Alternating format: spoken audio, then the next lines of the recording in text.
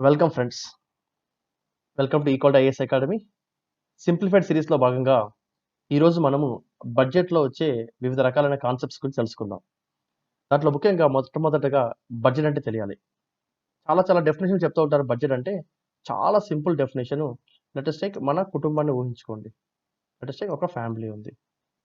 ఈ ఫ్యామిలీకి వచ్చే రాబడి ఎంత? అంటే ఆ ఫ్యామిలీకి డబ్బు ఏ రూపంలో వస్తుంది? ఆ ఫ్యామిలీకి డబ్బు ఎలా ఖర్చవుతుంది? వ్యయం ఎంత? అంటే ఫ్యామిలీకొచ్చే రిసీట్స్ ఎంత? ఫ్యామిలీకి అయ్యే ఎక్స్‌పెండిచర్ ఎంత? అయితే మనం చాలామంది కన్‌ఫ్యూజ్ అవుతుంటారు. రాబడి అంటే కేవలము సొంతంగా సంపాదించిన ఆదాయం మాత్రమే అనుకుంటారు. కొన్ని సందర్భాల్లో అప్పు కూడా చేయాల్సొస్తుంది. అయితే అప్పు చేసినా, ఆదాయం సొంతంగా సంపాదించినా ఏదన్నా రాబడి కింద వస్తుంది. అదే రిసీట్స్ కింద వస్తుంది. అలాగే ఖర్చులో కూడా అంతే.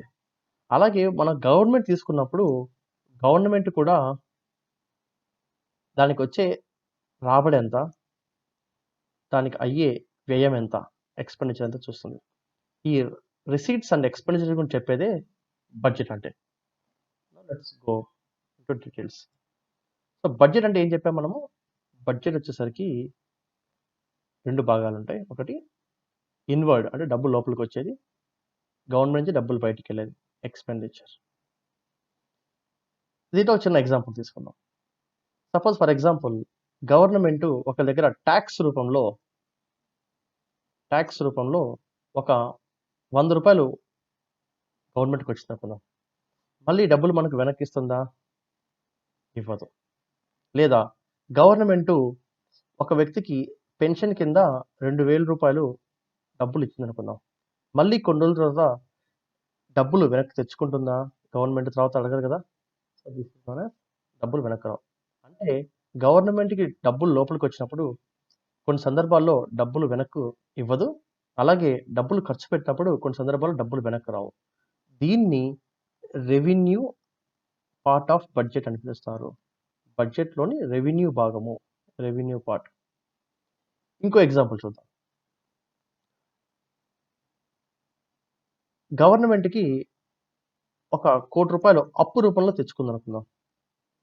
అంటే ఆ డబ్బులు తిరిగి వెనక్కి కట్టాలా వద్దా? కట్టాలి. అలాగే గవర్నమెంటు వేరే దేశానికి అప్పిచ్చిందనుకుందాం. అప్పుడు మనం డబ్బులు తిరిగి ఎక్స్‌పెక్ట్ చేస్తామా? చేస్తాం. అంటే కొన్ని సందర్భాల్లో డబ్బులు మనకు రిసీట్స్ రూపంలో వచ్చినప్పుడు తప్పకుండా తిరిగి వెనక్కి కట్టాలి. అలాగే కొన్ని సందర్భాల్లో డబ్బులు ఖర్చు పెట్టినప్పుడు అంటే వేరే వాళ్ళకి ఇచ్చినప్పుడు గానీ, ఏదైనా ఇన్వెస్ట్‌మెంట్ చేసినప్పుడు గానీ, ఆ డబ్బు తిరిగి మళ్ళీ మనం ఎక్స్‌పెక్ట్ చేస్తాం. This is known as capital part of budget. Capital part. Capital part అంటే మూలధన భాగము. మూలధన భాగము. సో, సింపుల్‌గా చెప్పాలంటే బడ్జెట్‌లో మనకు 2 పార్ట్స్ ఉంటాయి. ఎన్ని పార్ట్స్ ఉంటాయి? 2 పార్ట్స్. ఒకటి revenue part, 2 capital part. Revenue భాగము, మూలధన భాగము. అంటే బడ్జెట్‌లో మనం చూసినట్టయితే గనక మనకు ఇందాక అనుకున్నట్లు బడ్జెట్‌లో ముఖ్యంగా మనకు రిసీట్స్ అంటే రాబడి లోపలికొచ్చేదుంటాయి. అలాగే అయ్యే ఖర్చుని వ్యయము అంటారు. This is known as expenditure. అలాగే బడ్జెట్‌లో 2 భాగాలుంటాయని చెప్పా కదా! ఒకటి రెవెన్యూ భాగము, 2 క్యాపిటల్ భాగము, మూలధన భాగం. రెవెన్యూ అంటే ఏమని చెప్పాం మనము? సింపుల్‌గా రెవెన్యూ అంటే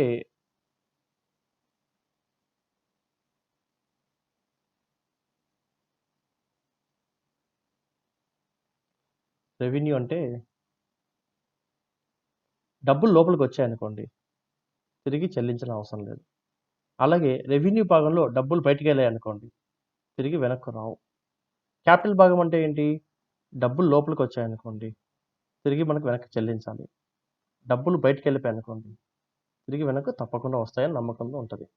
సో, వీటిని మనము రెవెన్యూ పార్ట్, దీన్ని క్యాపిటల్ పార్ట్ అంటాం. అప్పుడు ఈ బాక్స్ ఏమవుతుంది మనకు? ఇదంతా కలిపి రెవెన్యూ, రెవెన్యూ రిసీట్స్.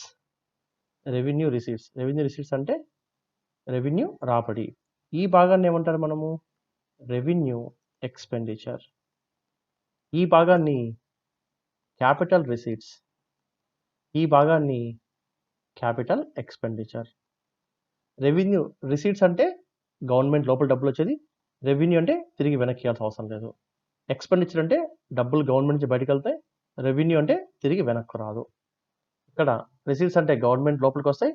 క్యాపిటల్ అంటే తిరిగి కట్టాల్సినవి. ఎక్స్పెండిచర్ అంటే డబ్బులు బయటికి వెళ్తున్నాయి. క్యాపిటల్ అంటే తిరిగి వెనక్కి వస్తాయి. సో సింపుల్గా మనకు బడ్జెట్ మొత్తాన్ని కలిపి 4 భాగాలు చెప్పుకోవచ్చు. 1 revenue receipts, 2 revenue expenditure, 3 capital receipts, 4 capital expenditure. Now let's see some examples for these 4 terminologies. First one revenue రిసీట్స్కి ఎగ్జాంపుల్ అండి. What is the meaning of revenue receipts అంటే డబ్బులు లోపలికి వస్తాయి కానీ తిరిగి వెనక్కి ఇవ్వాల్సిన అవసరం లేదు. చిన్న ఎగ్జాంపుల్ ఇందాక మనం చెప్పుకున్నట్టు ట్యాక్సెస్ అంటే గవర్నమెంట్ డబ్బులు ట్యాక్స్ రూపంలో వసూలు చేస్తుంది కానీ తిరిగి ఇదిగో నువ్వు కట్టిన 10 రూపాయల ట్యాక్స్ అని చెప్పి వెనక్కి ఇవ్వదు. అలాగే గవర్నమెంట్ సంబంధించి కొన్ని నాన్ ట్యాక్సెస్ ఉంటాయి. నాన్ ట్యాక్సెస్ అంటే సపోజ్ ఫర్ ఎగ్జాంపుల్ మనం హెల్మెట్ పెట్టుకోలేదు అనుకోండి, అప్పుడు మనకు ఫైన్ వేస్తుంది, కొన్ని పెనాల్టీస్ ఉంటాయి. సో ఇలాంటి వాటిని నాన్ ట్యాక్సెస్ అంటారు. సో ఇంకేదైనా ఎగ్జాంపుల్ చెప్పగలుగుతారా? రెవెన్యూ రిసీట్స్ అంటే గవర్నమెంట్ డబ్బులు పొందుతుంది కానీ తిరిగి వెనక్కి ఇచ్చే ఉద్దేశంలో లేనివి. సో ఇప్పుడు మీకేం తెలియకపోతే మళ్ళీ చూద్దాం. తర్వాత ఈ బాక్స్ గురించి సెకండ్ బాక్స్ వచ్చేసరికి రెవెన్యూ ఎక్స్పెండిచర్. రెవెన్యూ ఎక్స్పెండిచర్ అంటే మీనింగ్ ఏంటి? గవర్నమెంట్ నుంచి డబ్బులు బయటికి వెళ్తాయి కానీ గవర్నమెంట్ నుంచి డబ్బులు తిరిగి వెనక్కి వెళ్ళవు. అంటే డబ్బులు కేవలం ఖర్చు అవుతాయి కానీ తిరిగి మనకు వెనక్కి రావు. వీటిని రెవెన్యూ ఎక్స్పెండిచర్ అంటారు. చిన్న example let us take welfare expenditure. ఇందాక చెప్పినట్టు మనము పెన్షన్స్కి ఇచ్చాము. ఇవి వెల్ఫేర్ ఎక్స్పెండిచర్ అంటే గవర్నమెంట్ డబ్బులు ఇస్తుంది కానీ మళ్ళీ తిరిగి వెనక్కి తీసుకోదు. అలాగే యుద్ధం చేసామనుకుందాం, మనకు ఖర్చు అవుతుంది కానీ తిరిగి వెనక్కి డబ్బులు రావు. అలాగే administrative expenditure for example government ఎంప్లాయీస్కి గవర్నమెంట్ శాలరీ ఇస్తుంది, ఆ డబ్బులు తిరిగి మళ్ళీ ఎంప్లాయీస్ దగ్గర నుంచి వెనక్కి తీసుకోదు. వీటన్నిటిని మనం రెవెన్యూ ఎక్స్పెండిచర్ అని పిలుస్తాము. ఇంకా ఇలాగ కొన్ని ఎగ్జాంపుల్స్ ఉన్నాయి, అవి మళ్ళీ చూద్దాం. అలాగే ఈ మూడో బాక్స్ ఏంటి? Capital receipts. రిసీట్స్ అంటే లోపలికి వచ్చేది, క్యాపిటల్ అంటే అర్థం ఏంటి? తిరిగి తప్పకుండా వెనక్కి ఇవ్వాల్సింది. సో ఈ భాగాన్ని క్యాపిటల్ రిసీట్స్ అంటారు. అంటే అర్థం ఏంటి? మనము డబ్బులు ఎవరి దగ్గర అప్పు తీసుకున్నాం అనుకోండి, తిరిగి తప్పకుండా చెల్లించాల్సి ఉంటుంది. Borrowings is one best example for capital receipts. తర్వాత ఈ నాలుగో భాగం చూసినట్లయితే దీన్ని ఏమంటారు? Capital expenditure. క్యాపిటల్ ఎక్స్పెండిచర్ అంటే డబ్బులు మన బడ్జెట్ నుంచి బయటకు వెళ్తాయి. క్యాపిటల్ అంటే తిరిగి తప్పకుండా వెనక్కి వస్తాయని నమ్మకంతో ఉండేది. అందులో మొట్టమొదటిది మనం ఎవరికైనా అప్పులు ఇచ్చామనుకోండి, ఫర్ ఎగ్జాంపుల్ లోన్స్ గివెన్, అప్పుడు మనం తిరిగి వస్తాయని నమ్మకంతో ఇస్తుంటాం. ఇవి ఎగ్జాంపుల్స్. ఇంకా ఏమైనా ఎగ్జాంపుల్స్ ఉన్నాయా? ఫర్ ఎగ్జాంపుల్ చూడండి క్యాపిటల్ ఎక్స్పెండిచర్. ఫర్ ఎగ్జాంపుల్ మనము ఫారిన్ కంట్రీలో ఒక 1000 crores ఇన్వెస్ట్ చేసి ఒక కంపెనీ పెట్టాలి. అంటే ఓఎన్జీసీ విదేశ్ లిమిటెడ్ అనుకుందాం. అప్పుడు అంటే అర్థం ఏంటి? It's the investment made. Investments అంటే పెట్టుబడులు. సో ఇవి ఎగ్జాంపుల్స్. ఇవి revenue receipts, revenue expenditure, capital receipts, capital expenditure. అయితే ఇక్కడ మరికొన్ని ఎగ్జాంపుల్స్ చూద్దాం. ఫస్ట్ లెట్ us టేక్ ఇక్కడ ఇండియా ఉందనుకుందాం. సపోజ్ ఫర్ ఎగ్జాంపుల్ ఇండియాకి ఒక కంట్రీ డొనేషన్ ఇచ్చింది అనుకుందాం. లెట్ us టేక్ ఒక 10 కోట్లు ఎలా ఇచ్చింది? డొనేషన్. డొనేషన్ ఏమంటారంటే గ్రాంట్స్ అంటారు. గ్రాంట్స్. ఫర్ ఎగ్జాంపుల్ ఆ కంట్రీ యుఎస్ఏ. గ్రాంట్స్ అంటే అర్థం ఏంటి? దానం చేసిన డబ్బులు మళ్ళీ తిరిగి వెనక్కి ఇవ్వాలా? వెనక్కి ఇవ్వాల్సిన అవసరం లేదు. ఇండియా లోపలికి వస్తున్నాయి కాబట్టి జర రిసీట్స్, వెనక్కి ఇవ్వాల్సిన అవసరం లేదు కాబట్టి రెవెన్యూ. అందుకని grants received by India is known as revenue receipts. So ఇండియాలోకి డబ్బులు వస్తున్నాయి కాబట్టి గ్రాంట్స్ అయిపోతాయి, రెవెన్యూ రిసీట్స్ అవుతాయి. ఫర్ ఎగ్జాంపుల్ ఇండియా మనం పక్క కంట్రీకి ఏదైనా సరే మనం డబ్బులు ఇచ్చాం అనుకుందాం. లెట్ us టేక్ మన పక్కన ఉన్న నేపాల్కి మనం ఒక 10 కోట్లు డబ్బులు డొనేషన్ రూపంలో ఇచ్చాం. అంటే అర్థం ఏంటి? These are the grants given. Grants given. So grants given అప్పుడు నేపాల్ నుంచి మళ్ళీ డబ్బులు ఎక్స్పెక్ట్ చేస్తామా? చెయ్యము. ఇండియా నుంచి డబ్బులు బయటికి వెళ్ళాయి కాబట్టి ఎక్స్పెండిచర్, తిరిగి రావు కాబట్టి రెవెన్యూ. అందుకని గ్రాంట్స్ గివెన్ ఏమవుతాయి? Grants given is always revenue expenditure. వేరాస్ grants taken మనం తీసుకున్నది మాత్రం రెవెన్యూ రిసీట్స్. సో అందుకని ఇందాక చూసిన ఎగ్జాంపుల్లో మనకు ఫర్ ఎగ్జాంపుల్ ఏదైనా కంట్రీ నుంచి మనము గ్రాంట్స్ తీసుకున్నాం అనుకోండి, దట్ ఇంప్లైస్ గ్రాంట్స్ టేకెన్, అవి రెవెన్యూ రిసీట్స్ అవుతాయి. వేరాస్ గ్రాంట్స్ మనం ఇచ్చామనుకోండి, అవి రెవెన్యూ ఎక్స్పెండిచర్ అవుతాయి. Grants given. మళ్ళీ ఇంకో ఎగ్జాంపుల్ చూద్దాం. సపోజ్ ఫర్ ఎగ్జాంపుల్ ఇక్కడ ఇండియా ఉందనుకుందాం. వరల్డ్ బ్యాంక్ నుంచి మనము లెటస్ టేక్ ఒక 100 కోట్లు అప్పు రూపం తెచ్చుకున్నాం. అంటే బారోయింగ్స్. ఇదేంటి 100 కోట్లు అసలు. సో అప్పుడేమవుతుంది, మనము ఈ 100 కోట్లు తిరిగి వరల్డ్ బ్యాంక్ ఇవ్వాల్సిందే. అంటే తిరిగి ఇవ్వాలా లేదా? ఇవ్వాలి. ఇండియాకి లోపలికి వస్తుంది కాబట్టి borrowings, this is known as receipts. తిరిగి వెనక్కి ఇవ్వాలి కాబట్టి ఇది క్యాపిటల్ రిసీట్స్ అవుతాయి. అందుకని బారోయింగ్స్ ఎప్పుడు క్యాపిటల్ రిసీట్స్ అవుతాయి. అలాగే లెటస్ టేక్ ఇండియా ఒక కంట్రీకి అప్పు ఇచ్చిన కదా. Let us take this is Sri Lanka. శ్రీలంకకి ఫర్ ఎగ్జాంపుల్ మనం ఒక 100 కోట్లు అప్పు ఇచ్చాను అనుకుందాం. అంటే అర్థం ఏంటి? తిరిగి మనం వెనక్కి ఎక్స్పెక్ట్ చేస్తామా లేదా? ఎక్స్పెక్ట్ చేస్తాం. అంటే డబ్బులు వెనక్కి వస్తాయి. సో ఇండియా నుంచి డబ్బులు బయటకు వెళ్ళాయి కాబట్టి ఎక్స్పెండిచర్. తిరిగి డబ్బులు వెనక్కి ఎక్స్పెక్ట్ చేస్తాం కాబట్టి ఇది క్యాపిటల్ ఎక్స్పెండిచర్. అంటే అర్థం ఏంటి? లోన్స్ గివెన్, అప్పులు ఇచ్చినవి ఏవన్నా సరే క్యాపిటల్ ఎక్స్పెండిచర్ రూపంలో చూపిస్తాము. అలాగే అప్పులు తీసుకుంటే మాత్రం క్యాపిటల్ రిసీట్స్ చూపిస్తాము. This is very important concept. So అందుకని ఇందాక ఎగ్జాంపుల్లో బారోయింగ్స్ అంటే మనము తీసుకున్న అప్పులు, లోన్స్ గివెన్ అంటే మనం ఇచ్చిన అప్పులు. అయితే ఇంకా చిన్న ఎగ్జాంపుల్ చూద్దాం. ఇందాక మనం చెప్పినట్టు 100 కోట్లు మనము అప్పుగా తీసుకున్న అమౌంట్ ఉంది. ఈ 100 కోట్లు లెటస్ టేక్ ఇండియా తిరిగి వరల్డ్ బ్యాంక్ కట్టేసింది. అందులో 100 కోట్లు తిరిగి కట్టేసింది అసలు డబ్బు. మళ్ళీ దాంతోపాటు దీనికి వడ్డీగా లెటస్ టేక్ 1 కోటి కట్టింది అనుకుందాం. ఇది అసలు ప్రిన్సిపల్ అమౌంట్, ఇది ఇంట్రెస్ట్ అమౌంట్. చూడండి ఇక్కడ మనకు 100 కోట్లు ఒరిజినల్ అమౌంట్ ఏంటి, మనకు క్యాపిటల్ అకౌంట్లో మనకు లోపలికి వచ్చింది. అందుకని సేమ్ అదే మనీ వెనక్కి వెళ్తుంది కాబట్టి ఈ ప్రిన్సిపల్ అమౌంట్ అనేది ఎప్పుడు మనకు క్యాపిటల్ అకౌంట్లోనే ఉంటుంది. సో ఒరిజినల్ 100 క్రోర్స్ అనేది క్యాపిటల్ అకౌంట్లో వచ్చింది కాబట్టి ఆ డబ్బులు ఇండియా నుంచి బయటకు వెళ్ళినప్పుడు సేమ్ అదే క్యాపిటల్ అకౌంట్ వెళ్తుంది. మనం ఎంతైతే అప్పు తీసుకున్నామో అంత డబ్బు తిరిగి వెనక్కి కట్టినప్పుడు అది క్యాపిటల్ అకౌంట్లో చూపిస్తాం. ఇండియా నుంచి బయటకు వెళ్తుంది కాబట్టి ఇది క్యాపిటల్ ఎక్స్పెండిచర్. ఇక్కడ ఎక్స్ట్రా ఉన్న 1 కోటి చూడండి, ఇది వడ్డీ రూపంలో కట్టింది. ఇది ఇండియా నుంచి బయటికి వెళ్తుంది కానీ మళ్ళీ తిరిగి ఇండియాకు రాదు. ఇండియాకు రాదు కాబట్టి అది రెవెన్యూ అవుతుంది. ఇండియా నుంచి కేవలం బయటికి వెళ్తుంది కాబట్టి ఎక్స్పెండిచర్. సో అందుకని సింపుల్గా చెప్పాలంటే అసలు అనేది ఎప్పుడు క్యాపిటల్ అకౌంట్లోను, వడ్డీ అనేది ఎప్పుడు రెవెన్యూలో ఉంటుంది. ఇందాక మనం తీసుకున్న ఎగ్జాంపుల్, ఇండియా మనం అప్పు ఇచ్చింది, శ్రీలంకకి ఇచ్చింది. శ్రీలంక నుంచి మనం ఇచ్చిన 100 కోట్లలో మళ్ళీ మనం 100 కోట్లు వెనక్కి వచ్చాయి, ప్లస్ పైన ఎక్స్ట్రా ఒక 1 కోటి వడ్డీ వచ్చింది అనుకుందాం. ఫస్ట్ వచ్చిన 100 కోట్లు ప్రిన్సిపల్ అమౌంట్, 1 కోటి ఇంట్రెస్ట్ అమౌంట్.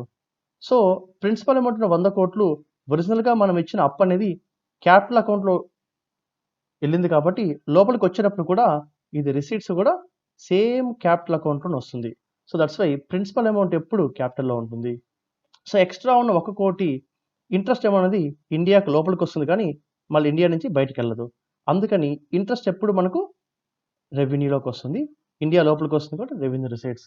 సో అందుకని ఇందాక మనం చూసిన ఎగ్జాంపుల్స్లో సపోజ్ ఇండియా తీసుకున్న అప్పులు తిరిగి చెల్లించినప్పుడు ఒరిజినల్గా ఉన్న ప్రిన్సిపల్ అమౌంట్, అసలు అమౌంట్ దేని మీద, principal amount on loans taken, that is borrowings taken, మనం తీసుకున్న దాని మీద. అదే మనము ఇక్కడ తీసుకున్న దానికి అప్పు కట్టామనుకోండి, అప్పు తిరిగి వెనక్కి రాదు కాబట్టి that is the interest payments on loans taken, that is borrowings, భారతదేశం తీసుకున్న అప్పులు. అదే మనం అప్పులు ఇచ్చామనుకుందాం, మనం అప్పులు ఇచ్చినప్పుడు తిరిగి మళ్ళీ మనకు ఇంట్రెస్ట్ వస్తుంది, అసలు వస్తుంది. అసలు వచ్చినప్పుడు ఏమో ఇందాక చెప్పుకున్నట్టు this is the principal amount received on loans given. మనం ఇచ్చిన డబ్బుల్లో ప్రిన్సిపల్ అమౌంట్ వెనక్కి వచ్చింది, అది క్యాపిటల్ రిసీట్స్లో ఉంటుంది.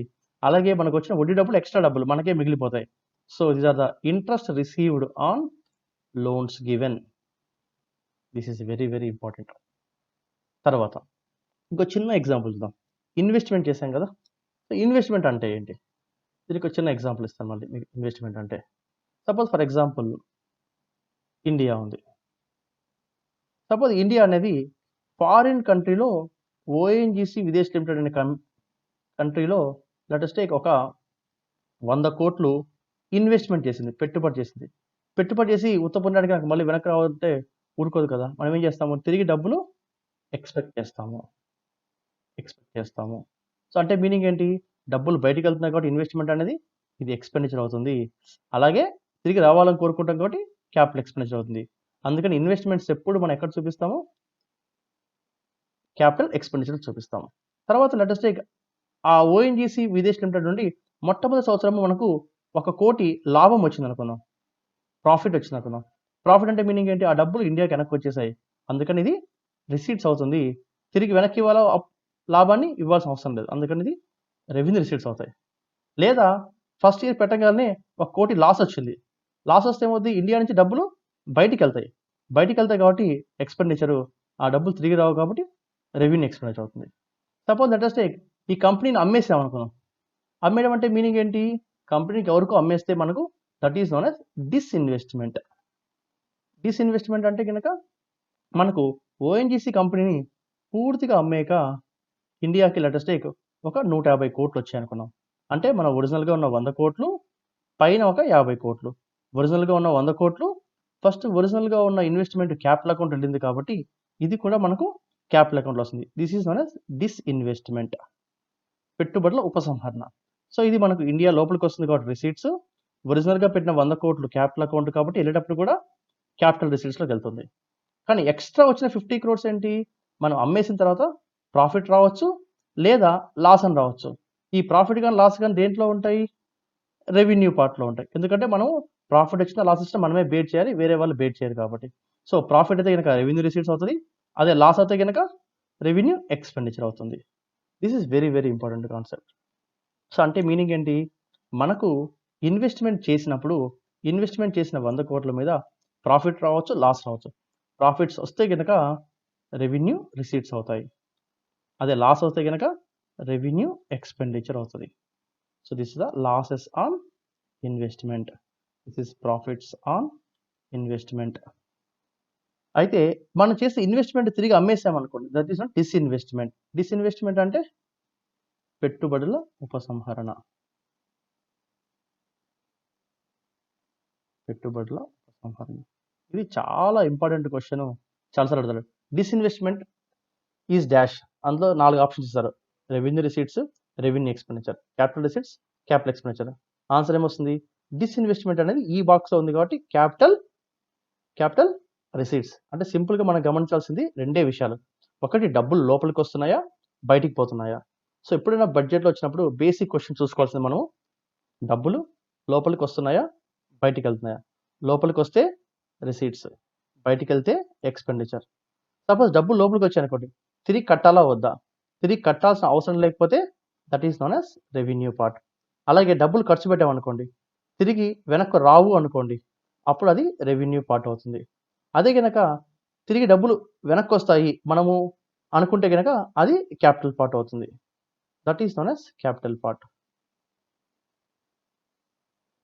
సింపుల్‌గా చెప్పాలంటే బడ్జెట్‌లో ఈ 4 అంశాలు తెలుసుకుంటే సరిపోతుంది. మనం తెలుసుకోవాల్సింది రెవెన్యూ రిసీట్స్, రెవెన్యూ ఎక్స్‌పెండిచర్. అలాగే capital receipts, capital expenditure. So, this is very simple topic. అయితే మీ అందరికీ అర్థం కావడం కోసము మీకున్న డిస్క్రిప్షన్‌లో గాని, లేదా కామెంట్స్‌లో గాని ఈ టాపిక్ మీద ఒక 2, 3 క్వెషన్స్ ఉన్నాయి. ఈ సాల్వ్ చేసినట్లయితే గనక మీకు ఈజీగా అర్థమవుతుంది. So, please do like, share and subscribe equal to IAS academy both Facebook and YouTube. Thank you.